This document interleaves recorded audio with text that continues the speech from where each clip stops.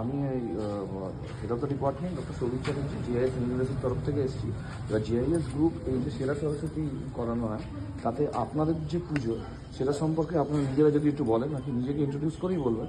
মানে দু তিনটি জিনিস বলার আছে। এক হচ্ছে যে পুজোর যে বিশেষত্ব, আর দুই হচ্ছে যে আপনাদের যদি কোনো নিজস্ব থিম থাকে বা পুজোকে ঘিরে যা কিছু হয় আপনি আপনার মুখ দিয়ে শুনতে চান। আমি বিরাটি বিদ্যালয় গার্লসের হেডমিস্ট্রেস শ্রীমতী নন্দিতা দাস ঘোষ। আচ্ছা, আমাদের পুজো অনেকদিন ধরে হচ্ছে, মানে কোনো কোথাও সমস্যা হয় না। এবারে প্রতি বছরই আমরা নতুন ভাবে কোনো থিমের কথা ভাবার চেষ্টা করি। এবছর আমাদের যে থিমটা হচ্ছে সেটা আপনারা দেখলে বুঝতে পারবেন। আমরা রবীন্দ্রনাথ ঠাকুরের সহজ পাঠের উপরে ভিত্তি করে। আচ্ছা, সহজ পাঠ হচ্ছে থিম। সহজ পাঠ হচ্ছে আমাদের থিম, এবং এটা প্রত্যেকটা শব্দধ্বনি সাহায্য করেছেন, বিশেষ করে সাহায্য করেছেন আমাদের টিনাদি, সাহায্য করেছেন টিনাদি, শ্রাবন্তী, আরো দিদিরা আছেন, ওনারা আছেন, আসলে মিতাদি আছে। খুব ভালো। আমরা আমাদের পুজো শুরু হয়েছে ঠিক সময়, আমরা গতকাল না করে এখানে আজকে পুজোটা করেছি।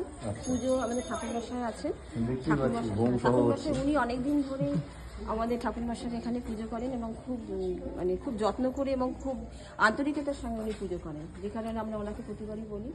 আমি চাই এই পুজোটা আরো পরের বছর নিশ্চয়ই আরো ভালো হবে, আপনারা আসবেন।